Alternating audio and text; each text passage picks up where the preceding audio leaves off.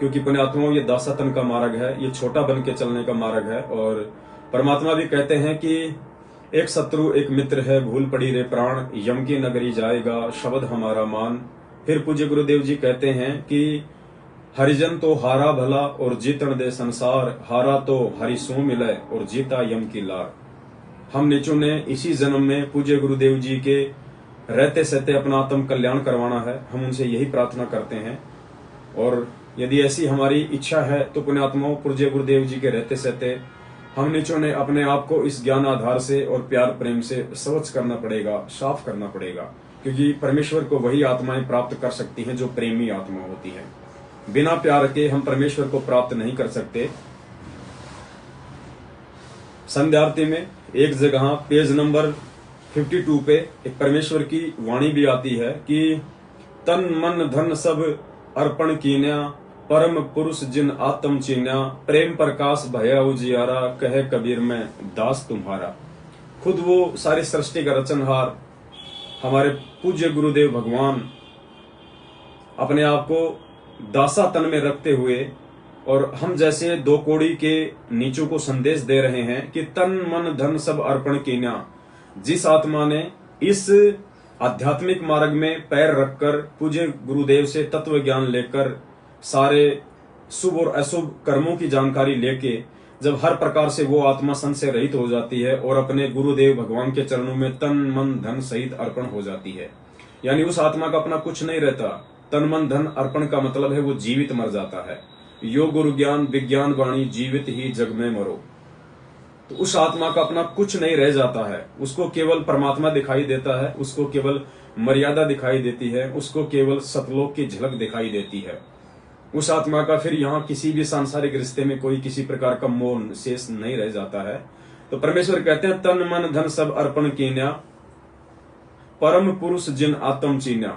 ऐसी आत्मा, वही आत्माएं जो दोष मुक्त होती हैं, जो पाप मुक्त होती हैं, जो अपने आप को दास भाव में लेके चलती हैं, जो अपने आप को मरा हुआ समझती हैं, ऐसी आत्मा फिर उस परमेश्वर की पहचान कर पाती हैं। परम पुरुष जिन आत्म चीन्या, परम पुरुष उस पूर्ण परमात्मा को जिन आत्म चीन्या, जिन आत्माओं ने चीन लिया, जान लिया।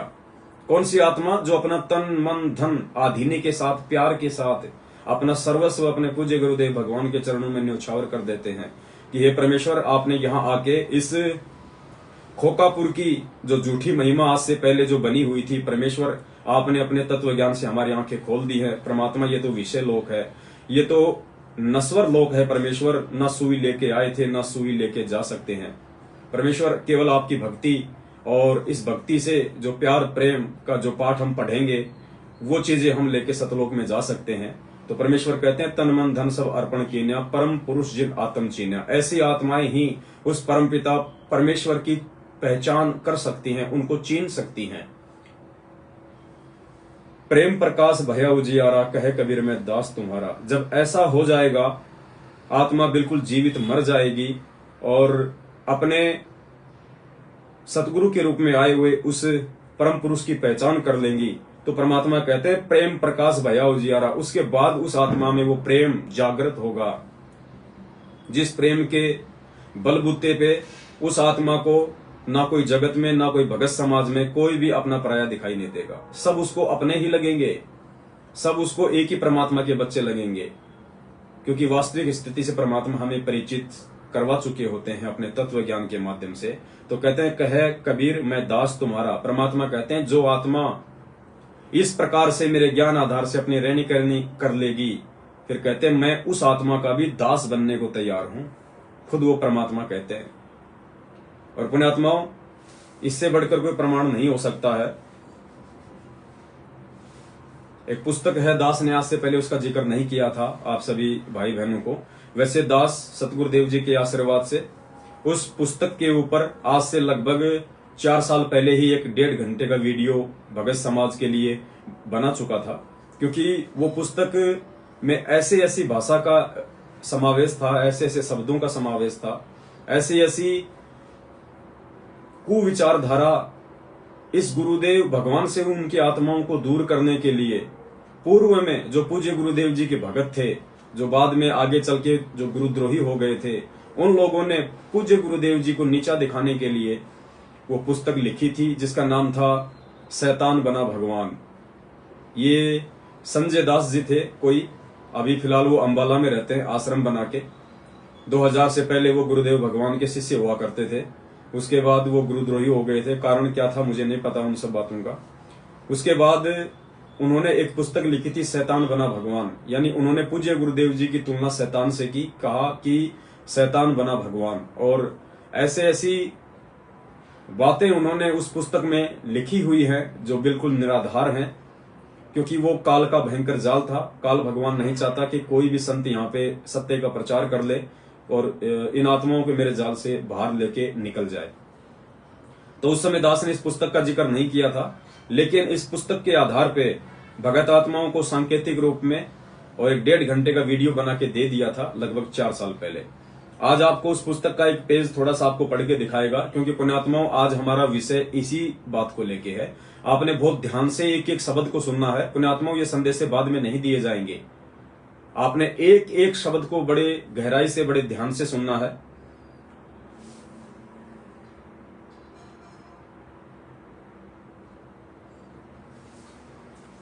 ये पुस्तक थी, इसका एक मैंने स्क्रीनशॉट लिया है इसके पेज का, ये मेरे पास में रखी हुई है। तो इस पुस्तक का है पेज नंबर 10, शैतान बना भगवान। और उन्होंने लिखा है, तत्वदर्शी संत रामपाल दास जी, ड्राइवर जयवीर कपूर करोथा, सोमवीर करोथा और मैं स्वयं, यानी ये पुस्तक लिखने वाला मैं स्वयं, भूतपूर्व नाम संजय भगत जी। पुण्यात्माओं, पहली बात तो ये कॉमन सेंस की बात होती है, उससे आपको ये पुस्तक लिखने वाले के विचारों का भी मालूम हो जाएगा। पुस्तक लिखने वाला व्यक्ति कभी भी अपने नाम के आगे जी नहीं लगाता है कि मैं भगत संजय दास जी। इसी से आप जी आइडिया लगा सकते हैं कि कितनी राग द्वेष और ईर्ष्या काल भगवान ने इस आत्मा के दिलो दिमाग में गुरुदेव के प्रति भर रखी थी, जिसके चलते सन 2000 से पहले ही ये आत्मा इस परमात्मा से दूर हो गई थी और अपने कर्म बिगाड़ने की दिशा में निरंतर आगे बढ़ती चली गई।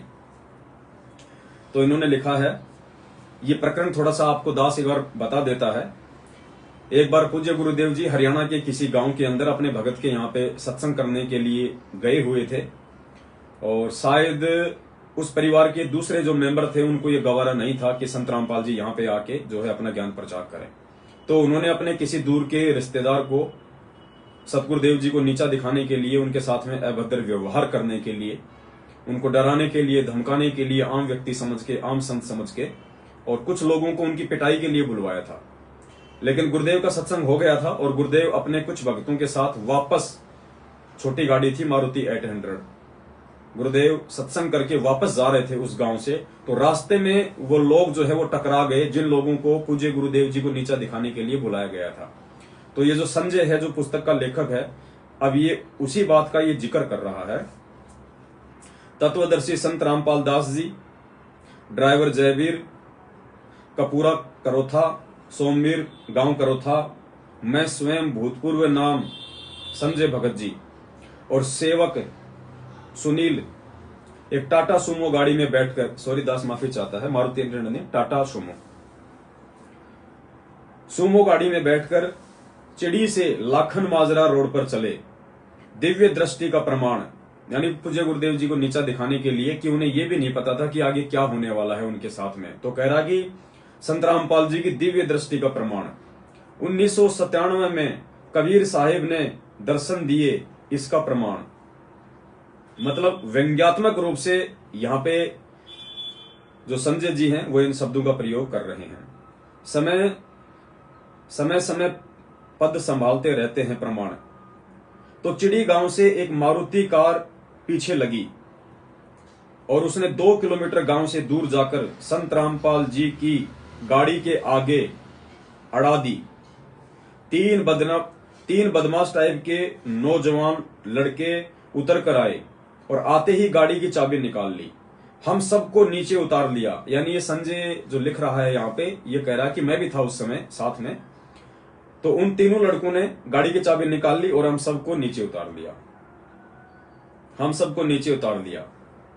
और सन 1951 में परमेश्वर के भेजे हुए जगत गुरु को भी गले से पकड़कर नीचे उतार लिया। यानी पूज्य गुरुदेव संत रामपाल जी भगवान को भी यहां से पकड़कर उन लड़कों ने नीचे उतार लिया। संजय जी ये कहना चाह रहे हैं। गंदी गंदी गालियां दी जो मैं यहां लिख भी नहीं सकता। लगभग 200 फुट दूर ले गए। 5 मिनट तक आपस में बातचीत चलती रही। क्या बातें हुए मुझे मालूम नहीं। उसके बाद गाड़ी के पास ले आए।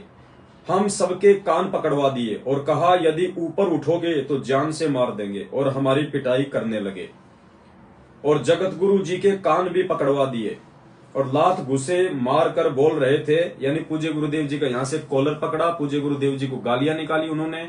पूज्य गुरुदेव जी को जो है ये कह रहे हैं कि उन्होंने लात घुसे भी मारे, पिटाई की।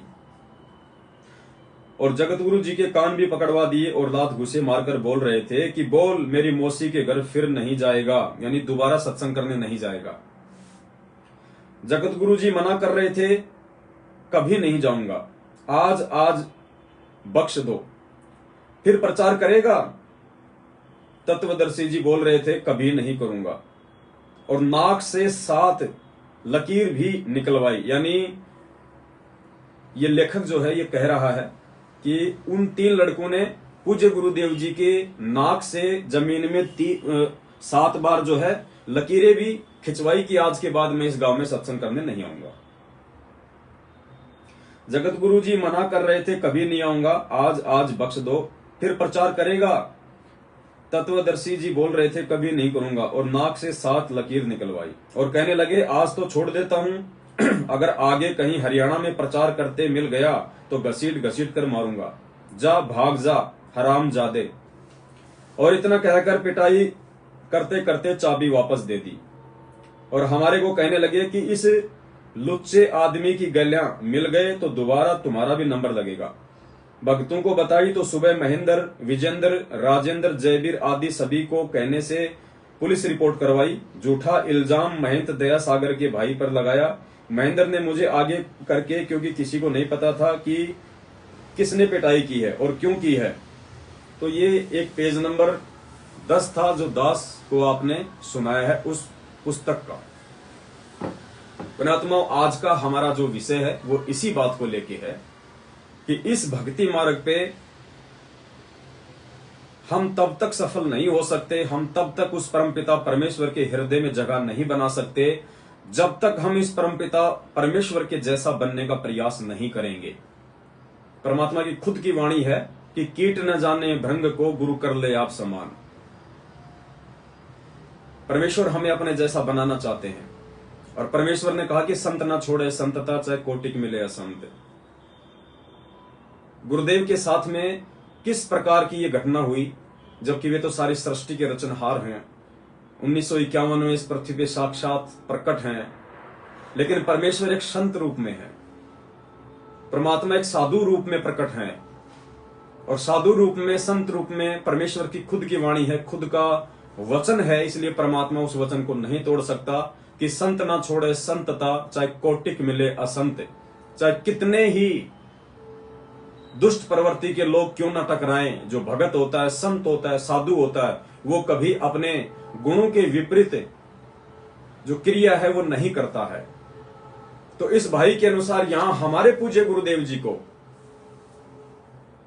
जिनके पद चिन्हों पे चलते हुए हमारा मोक्ष संभव है, पूज्य गुरुदेव जी को गालियां निकाली, कान पकड़वाए, लात घूसों से मारपीट की, हरामजादे तक की गालियां निकाली, नाक से जमीन में 7 लाइन निकलवाई, और गुरुदेव ने वो सारे काम किए, कान भी पकड़े, माफी भी मांगी कि भाई आज के बाद हरियाणा में नहीं आऊंगा। और उन्होंने कहा कि अगर हरियाणा में कहीं प्रचार करते मिल गए आज के बाद तो ठीक नहीं होगा। और साथ में जो भगत थे उनको कहा कि इस लुच्चे व्यक्ति के साथ अगर दोबारा दिखाई दे गए तो तुम्हारी खैर नहीं है। खैर ये एक दूसरा विषय है। आज परमेश्वर का ज्ञान आज शिखर पे है, पूरे हरियाणा में घर घर में इस परमेश्वर का ज्ञान गूंज रहा है। खैर ये तो 2 कौड़ी के जीव थे जिनकी क्या औकात थी, लेकिन पुण्यात्माओं सीखने की जो बात है वो आप और हमारे लिए है।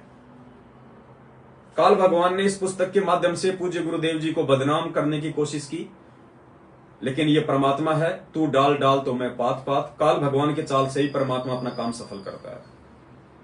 आज इस पुस्तक के पेज नंबर 10 के स्क्रीनशॉट से हमें मालूम पड़ेगा कि ये जो पेज नंबर 10 है ये हमारे लिए कितना सार्थक है, ये कितना उपयोगी साबित होगा। काल भगवान की चाल से परमात्मा कैसे उसको लपेटेंगे। पुण्यात्माओं, असुर निकंदन रमेणी के अंदर परमेश्वर की एक वाणी है, जाके अर्ध रूम पर सकल पसारा। अर्ध रूम यानी आधा बाल, जिसके आधे बाल के बराबर पूरी सृष्टि नहीं है। जाके अर्ध रूम पर सकल पसारा, ऐसा पूर्ण ब्रह्म हमारा। दास गरीब कहे नर लोई, यो पद चीने बिरला कोई। ऊपर की वाणी बोल के नीचे आदरणीय गरीबदास जी महाराज जी कह रहे हैं कि ये जो मैंने वाणी बोली है ऊपर, ये जो मैंने ये पद बोला है ऊपर, दास गरीब कहे नर लोई। आदरणीय गरीबदास जी महाराज नर लोई यानी स्त्री पुरुषों से, सभी से कह रहे हैं कि यो पद चीने बिरला कोई। ये पद, ये चौपाई, ये एक लाइन जो है ये कोई बिरला ही समझ पाएगा। यो पद चीने बिरला कोई। कौन सी? जाके अर्ध रूम पर सकल पसारा, ऐसा पूर्ण ब्रह्म हमारा। कि जिसके आधे बाल के बराबर ये पूरी सृष्टि नहीं है। ये किस ब्रह्मांड, 7 संग अक्षर पुरुष के, सतलोक, अलख लोक, अगम लोक और अनामी लोक, ये सारे लोक, ये पूरी सृष्टि जिसके आधे बाल के ऊपर टिकी हुई है। ऐसा समर्थ परमात्मा है वो। लेकिन वो कौन है जो इस भेद को जान लेगा? कहते हैं दास गरीब कहे नर लोई, यो पद चीने बिरला कोई। ऐसा समर्थ परमात्मा 8 सितंबर 1951 से धरती पे प्रकट होके और 2 कोटि के जीवों के कहने पे कान पकड़ रहे हैं, जमीन में नाक से लाइन निकाल रहे हैं, गालियां खा रहे हैं, लात घुसे खा रहे हैं। तो पुण्यात्मा विचार करने की बात है, फिर आप और हमारी तो औकात ही क्या है। परमात्मा कहते हैं तेरी क्या बुनियाद प्राणी तू पेंडा पंथ पकड़वो। तेरी क्या बुनियाद प्राणी तू पेंडा पंथ पकड़वो। कि हे नादान जीव, 2 कोटि के प्राणी, तेरी तो औकात ही क्या है। चुपचाप बैठ के भक्ति कर ले इस परमात्मा की। परमात्मा शिक्षा है आप और हमारे लिए।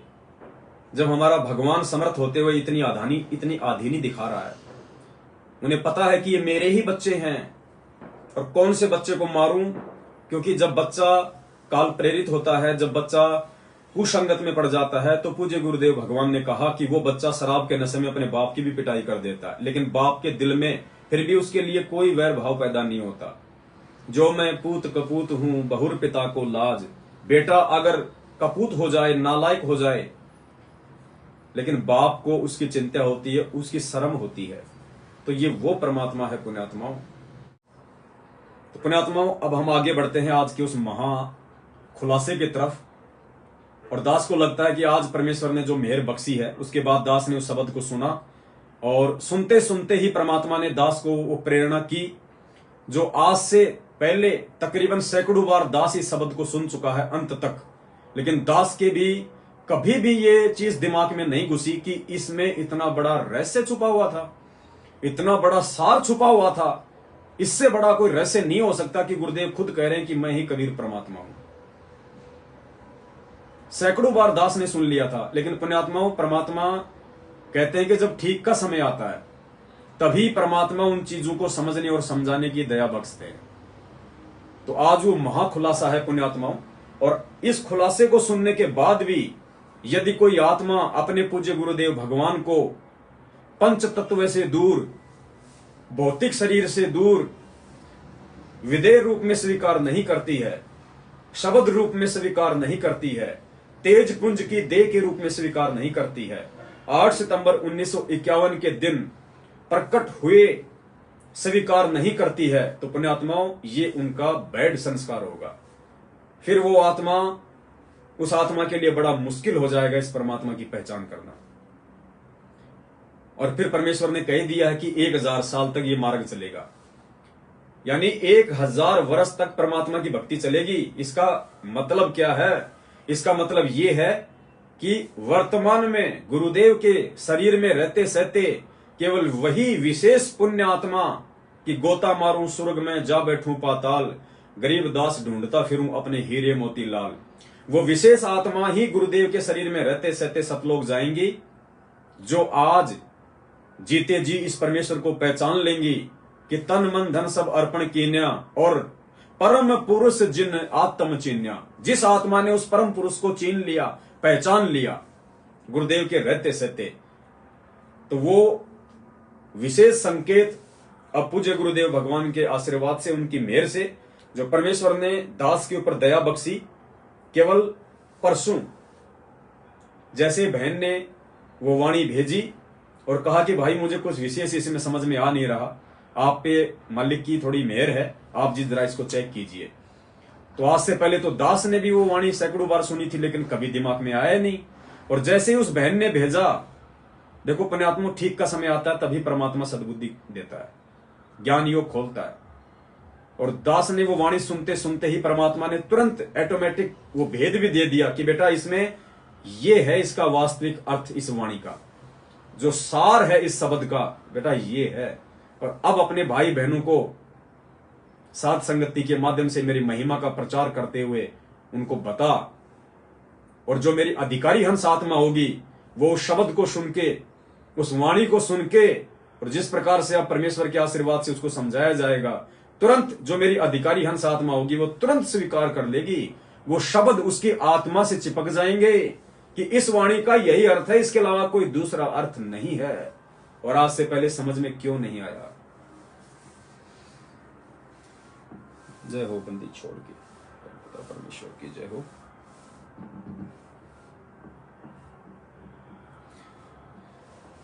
पुण्यात्मा, ध्यान से सुनना, आज आपकी आत्मा गदगद होने वाली है, क्योंकि जो आत्मा अगर 60% भी अपने आत्म कल्याण के मकसद से इस मार्ग से जुड़ी हुई है, वो आत्मा तुरंत अंदर से फड़क जाएगी कि इतना बड़ा भेद, और परमात्मा ने कोई आजकल में नहीं बनाया शब्द, ये 2003 या 4 का परमात्मा का शब्द है। अब आप जी इसको वीडियो में देखना, आप जी परमात्मा का स्वरूप देखना। 2003 या 4 में ही परमात्मा ने ये सारे संकेत, 1994 से परमात्मा संकेत छोड़ते आ रहे हैं। कोई ये सोचे कि आगे चल के उन्होंने अपनी महिमा ऐसे गा दी होगी, बना दी होगी, नहीं। परमेश्वर ने 2000 से पहले से ये सबूत इन शब्दों में परमात्मा छोड़ते आ रहे हैं। ये साबित कर रहे हैं कि नालायकों मैं कौन हूं, पहचान कर लो मेरी। सुनो ध्यान से परमात्मा का ये शब्द। अर्धरात्रि बीत गई थी, स्वप्न में दिखे घनश्याम, इंद्र दमन एक मंदिर बनवा दे, जगन्नाथ हो जिसका नाम। इंद्र दमन एक मंदिर बनवा दे, जगन्नाथ हो जिसका नाम। अछूत रूप में साहेब आए, खड़े हुए थे बीच द्वार, पांडे जी ने धक्का मारा, कह करके न नीच गंवार। अछूत रूप में साहेब आए, खड़े हुए थे बीच द्वार, पांडे जी ने धक्का मारा, कह करके न नीच गंवार। कोट लगा फिर वो पांडा रोवे, काया का गल गया सब चाम। इंद्र दमन एक मंदिर बनवा दे, जगन्नाथ हो जिसका नाम। इंद्र दमन एक मंदिर बनवा दे, जगन्नाथ हो जिसका नाम। अर्धरात्रि बीत गई थी, स्वप्न में दिखे घनश्याम। इंद्र दमन एक मंदिर बनवा दे, जगन्नाथ हो जिसका नाम। इंद्र दमन एक मंदिर बनवा दे, जगन्नाथ हो जिसका नाम। शरण दो पांडे ने पिए, जो की तो फिर होगी खाल। कह कबीर सुनो सब पांडा, यो छुआ छात की न चाले चाल। चरण दो पांडे न पिए, जो की तो फिर हो गई खाल। कह कबीर सुनो सब पांडा, या छुआ छात की न चाले चाल। जय कोई छुआ छात करेगा, उसका भी यही होगा हाल। एक पत्तल में दोनों जी में, पांडा गुलाम रामपाल। कह जय कोई छुआ छात। ध्यान से सुनना एक एक शब्द को। ये दास आपको पहले गुरुदेव के मुख कमल से सुना रहा है, उसके बाद में परमात्मा इसके प्रत्येक शब्द पे विश्लेषण करवाएंगे, फिर आपकी आंखें फटी की फटी रह जाएंगे आज। उसका भी यही होगा हाल, एक पतल में दोनों जी में, पांडा गुलाम रामपाल।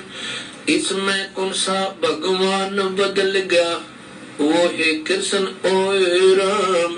इंद्र दमन एक मंदिर बनवा दे, जगन्नाथ हो जिसका नाम। इंद्र दमन एक मंदिर बनवा दे, जगन्नाथ हो जिसका नाम। अर्धरात्रि बीत गई थी, सपने में दिखे घनश्याम।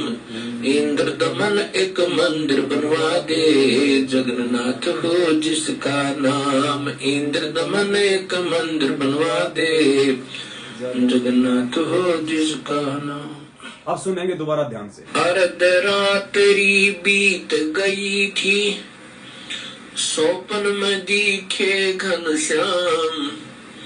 इंद्र दमन एक मंदिर बनवा दे, जगन्नाथ हो जिसका नाम। इंद्र दमन एक मंदिर बनवा दे, जगन्नाथ हो जिसका नाम।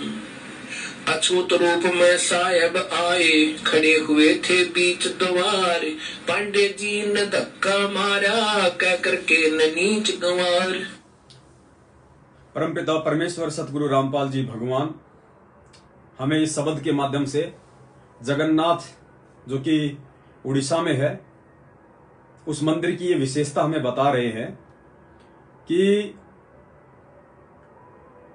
ये जो घटना जो हुई थी उस पांडे के साथ में छुआछात करने के चलते, उसके बाद परमात्मा ने वहां पे ये नियम लगा दिया था कि अगर आज के बाद में इस जगन्नाथ के मंदिर में किसी ने भी छुआछात की, भेदभाव किया किसी भी जाति और धर्म वालों के साथ में पूजा पाठ के संबंध में, तो उसका भी वही हाल होगा जो उस पांडे का हुआ था। क्योंकि स्वयं वो कबीर परमात्मा उस समय जो कि जुलाहे की भूमिका में थे, जिसे आम समाज नीच की संज्ञा से देखा करता था, लो कास्ट लो कैटेगरी की हैसियत से देखा करता था, तो वो परमात्मा एक अछूत का रूप बना के, यानी स्वयं परमात्मा धानक रूप में आए हुए थे। तो परमेश्वर क्योंकि मालिक विख्यात थे, जिस प्रकार काशी के भंडारे में जो तोताद्री शहर में हुआ था, रामानंद जी के साथ में जब कबीर परमात्मा भंडारे में गए तो पंडितों ने सोचा कि यार रामानंद जी को हम मना नहीं कर सकते, और रामानंद जी के साथ में ये कबीर भी भंडारा करेगा और भाई ये तो मामला बिगड़ जाएगा, क्योंकि कबीर तो धानक है, जुला ये तो अछूत है। तो उन्होंने एक वो कंडीशन रख दी थी कि जो व्यक्ति वेदों के 5 मंत्र सुनाएगा वो पंडित वाले लंगर में भोजन करेगा, नहीं तो सामान्य लंगर में भोजन करो। तो पंडितों ने सोचा कि ये कबीर है, ये अनपढ़ है, इसको वेदों के मंत्र याद है ही नहीं और हमारी बात बन जाएगी। तो उन्होंने ऐसा ही किया। तो ठीक इसी प्रकार जगन्नाथ के मंदिर में भेदभाव था, नीची जाति वालों को मंदिर में प्रवेश नहीं करने दिया जाता था। तो परमेश्वर ने अपना ये भेद, अपना ये सार आज आप और हम बिजली पीढ़ी वालों के लिए छोड़ना था कि सतगुरु रामपाल जी कौन हैं। 8 सितंबर 1951 को मां के गर्भ से आए हैं, या 8 सितंबर 1951 को सीधे सतलोक से आए हैं, प्रकट हुए हैं। ये भेद देना था परमात्मा ने आज आप और हमारे को। तो पांडे ने वहां पे परमेश्वर को अछूत जान के उनको मंदिर में प्रवेश नहीं करने दिया। उसी समय उस पांडे को कोढ़ हो गया, कोढ़ पूरे शरीर पे फोड़े निकल आए, कोढ़ हो गया। पांडे की हालत बुरी हो गई। और फिर परमात्मा ने वहां पे संदेशा दिया कि जगन्नाथ के मंदिर में आज के बाद यदि छुआछूत कोई करेगा तो उसका भी वही हाल होगा जो इस पांडे का हुआ है। उसके बाद उस पांडे ने उस कबीर परमेश्वर से नाम दीक्षा ली, उस परमेश्वर के चरणों को धोके, जिसको वो पहले मंदिर में भी नहीं प्रवेश करने दे रहा था, धानक समझ के, अछूत समझ के, उसने उस परमेश्वर के चरणों को धोया और चरणा अमृत लिया।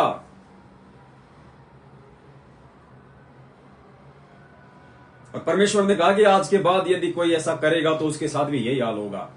उसके बाद में पांडे ने परमेश्वर से नाम दीक्षा ली, परमेश्वर का वो जो है वो भगत बना, वो गुलाम बना, और बैठ के उन्होंने वहां पे कबीर परमेश्वर के साथ में एक ही थाली में भोजन खाया, एक ही पत्तल में दोनों ने भोजन किया। किसने? कबीर परमेश्वर जी ने और उस पांडे ने, दोनों ने एक ही पत्तल में बैठ के भोजन किया। तो परमात्मा यहां संकेत दे रहे हैं कि उस समय वो कबीर कौन था। आगे गुरुजी कह रहे हैं एक पत्तल में दोनों जी में पांडा गुलाम रामपाल। वो गुलाम पांडा और रामपाल नाम लिया परमात्मा ने। तो उस समय तो हम उसे समझते हैं जो दाढ़ी मूछ वाले रूप में थे। कबीर जी ने ही तो पांडे के साथ भोजन किया था वहां पे। लोग तो ये सोचते हैं ना कि संत रामपाल जी तो अभी आए 8 सितंबर 1951 को, और जो जगन्नाथ का जो ये किस्सा है ये तो बहुत ही ज्यादा पुराना है। और उस समय तो पांडे के साथ में कबीर जी ने भोजन किया था, छुआछात को समाप्त किया था, उस पंडे के अंदर से छुआछात समाप्त कर दी थी। पंडा समझ गया था कि भाई ये साधारण आदमी नहीं है। तो उस पांडे ने कबीर जी के साथ में एक ही थाली में भोजन किया। उसके लिए परमात्मा शब्द में कह रहे हैं कि वो कबीर कौन था जिसने उस पांडे के साथ में वहां बैठ के भोजन किया था। सुनना शब्द में आगे। अछूत रूप में साहेब आए, खड़े हुए थे बीच दवार। पंडित जी ने धक्का मारा, कह करके नीच गंवार। कोट लगा फिर वो पंडा रोवे, काया का गल गया सब चाम। इंद्र दमन एक मंदिर बनवा दे, जगन्नाथ हो जिसका नाम। इंद्र दमन एक मंदिर बनवा दे, जगन्नाथ हो जिसका नाम। अर्ध रात्रि बीत गई थी, सपन में दिखे घनश्याम। इंद्र दमन एक मंदिर बनवा दे, जगन्नाथ हो जिसका नाम। इंद्र दमन एक मंदिर बनवा दे, जगन्नाथ हो जिसका नाम। अब सुनना ध्यान से, कौन था वो कबीर? शरण दो पंडे ने पिए, जो की तो फिर होगी खाल। कह कबीर सुनो सब पांडा, यहाँ छुआ छात की न चाले चाल। चरण दो पंडे न पिए, जो की तो फिर हो गई खाल। कह कबीर सुनो सब पांडा, यहाँ छुआ छात की न चाले चाल। जय कोई छुआ छात करेगा, उसका भी यही होगा हाल। एक पत्तल में दोनों जी में, पांडा गुलाम रामपाल। कह जय कोई छुआ छात करेगा, उसका भी यही होगा हाल। एक पत्तल में दोनों जी में, पांडा गुलाम रामपाल। इसमें कौन सा भगवान बदल गया, वो है कृष्ण ओए राम। इंद्र दमन एक मंदिर बनवा दे, जगन्नाथ हो जिसका नाम। इंद्र दमन एक मंदिर बनवा दे, जगन्नाथ हो जिसका नाम। अर्ध रात्रि बीते। इसमें कौन सा एक पतड़ में दोनों जी में, पांडा गुलाम, यानी वो गुलाम पांडा वो दास बन गया था परमात्मा का नाम लेके, उनके चरणों का अमृत पी के वो गुलाम बन गया था उस समय कबीर जी का। तो उस समय उस पांडे ने, उस गुलाम उस पांडे ने और कबीर जी ने दोनों में उस छुआछूत वाली परंपरा को तोड़ने के लिए बैठ के एक ही जगह पे एक ही पत्तल में भोजन किया था, प्रसाद खाया था। तो यहां गुरुदेव इस शब्द में ये स्पष्ट संकेत दे रहे हैं कि उस समय उस गुलाम पांडे के साथ में जो भोजन कर रहा था वो कौन था। तो एक पतल में दोनों जी में, पांडा गुलाम रामपाल। अपने आत्माओं, इससे बड़ा सबूत और क्या चाहिए कि धरती पे साक्षात कबीर परमात्मा है भाई। और कबीर परमात्मा आएगा तो मां के गर्भ से नहीं आएगा। ये पूर्ण ब्रह्म परमेश्वर है, सारी सृष्टि के रचनहार हैं पूज्य गुरुदेव भगवान। और आप और हम आत्माओं का ये सौभाग्य पुण्यात्माओं कि हमें ऐसे परम पुरुष की शरणागत मिली। पुण्यात्माओं, हमें तो ये सबसे बड़ी जीवन की खुशी लगती है। इससे बढ़कर हमारा कोई सौभाग्य नहीं हो सकता। और आगे परमात्मा ने, अब आपने तो सुन के निकाल दिया अपने कानों से, लास्ट की चौपाई तो आपने सुनी, लेकिन कुछ अब देखो आप भी थोड़ा बहुत तो परमेश्वर के सत्संगों पे विचार करना सीखो। परमात्मा पुण्यात्माओं, जो दास ने बताया बस वहीं तक आपने उसको समझ लिया, लेकिन उसके बाद भी तो एक और रहस्य दे दिया परमात्मा ने कि इसमें कौन सा भगवान बदल गया, वो है कृष्ण वो है राम, इंद्र दमन एक मंदिर बनवा दे, जगन्नाथ हो जिसका नाम। इसमें कौन सा भगवान बदल गया, वो है कृष्ण वो है राम। यानी रामचंद्र जी स्वयं श्री विष्णु भगवान थे, और वही विष्णु भगवान द्वापर में श्री रामचंद्र जी का रूप बना के आए। तो राम कहो चाहे कृष्ण कहो, तो परमेश्वर ने यहां पे राम और कृष्ण का नाम लेके एक और संकेत दे दिया कि इसमें कौन सा भगवान बदल गया, वो है कृष्ण वो है राम, वो ही त्रेता वाला राम और वो ही द्वापर वाला श्री कृष्ण, दोनों एक ही हैं। इसमें कौन सा भगवान बदल गया, वो है कृष्ण वो है राम। अब हमारे लिए क्या संकेत दिया परमात्मा ने राम और कृष्ण का नाम लेके कि इसमें कौन सा भगवान बदल गया, वो है 650 साल पहले वाला कबीर और वो ही वर्तमान वाला रामपाल। दोनों एक ही हैं, जैसे राम और कृष्ण दोनों एक ही थे, विष्णु के अवतार थे। तो इसी प्रकार इसमें कौन सा राम बदल गया, वो है कृष्ण वो है राम। अर्थात हमें संकेत दे दिया कि इसमें कौन सा भगवान बदल गया, वो ही 650 साल पहले वाला कबीर और वही वर्तमान वाला रामपाल। पुण्यात्माओं, परमात्मा धरती पे है और ये परम सौभाग्य होगा उन आत्माओं को जो आत्माएं आप और हमारे जैसे मानव तन में आए हुए इस परमेश्वर को शब्द रूप में पहचान लेंगे।